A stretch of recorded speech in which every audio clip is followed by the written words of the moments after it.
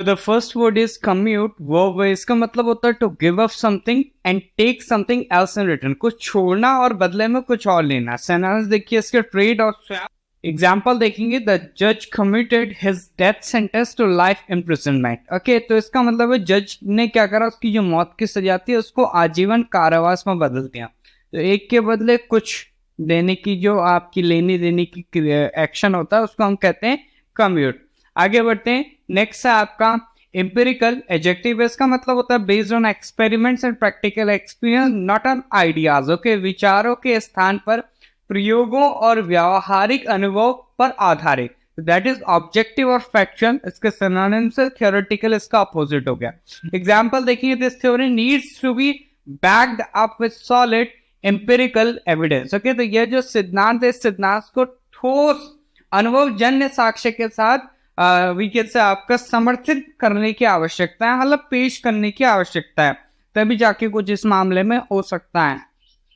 Next है आपका परपेट्रेट, या आपका वर्ब। इसका मतलब होता है टू कमिट अ क्राइम और डू समथिंग रॉन्ग और इविल। ओके, तो कोई अपराध, गलत काम या बुरा काम करना। ओके, अकम्प्लिश और एग्जीक्यूट इसके सिनोनिम से फेल इसका अपोजिट है। एग्जांपल देखेंगे आपका, federal soldiers have been accused of perpetrating atrocities against innocent people. Okay, तो इसका मतलब है जो आपके संघीय सैनिक है ना, उन पर क्या निर्दोष लोगों पर अत्याचार करने का आरोप लगाया गया है।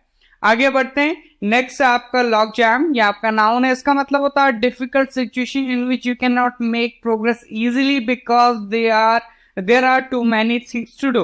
ओके, रुकावट और भरी कठिन स्थिति। डेडलॉक और ग्रिडलॉक इसके सिनोनिम से। एग्जांपल देखेंगे आपका, they broke the lock jam bye starting a series of discussion. तो उन्होंने क्या करा, चर्चाओं का सिलसिला शुरू किया और उससे क्या हुआ, गतिरोध और रुक गया।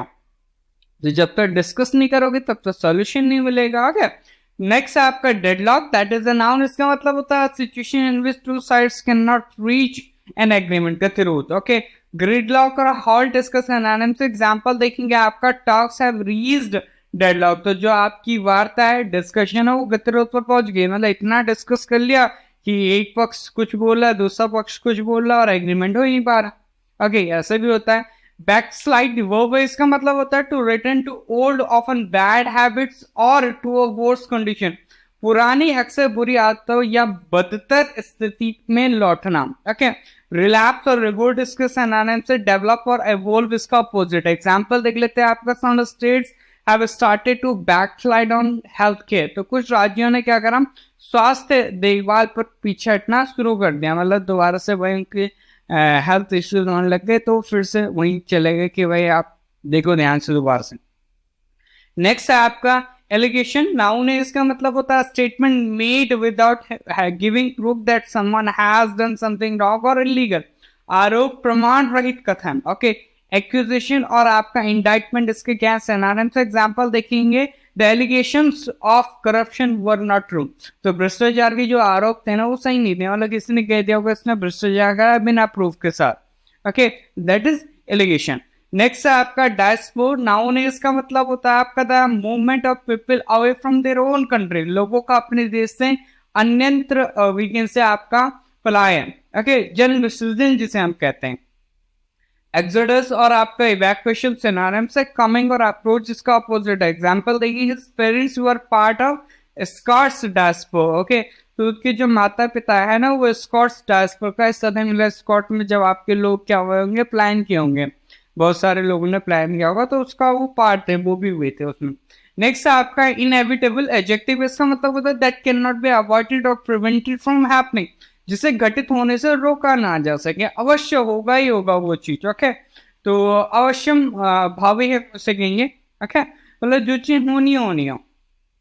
नेसेसरी और पॉसिबल इसका सिनोनिम से। अवॉइडेबल और अनश्योर इसका अपोजिट है। एग्जांपल देखेंगे आपका, with more cars on the road traffic jams are inevitable. Okay, तो सड़कों पर अधिक कारों के साथ जो ट्रैफिक जैम है ना वो क्या आपका अपरिहार्य है, मतलब उसको रोका नहीं जा सकता। बहुत सारी कार है तो ऑब्वियसली होगा ही होगा।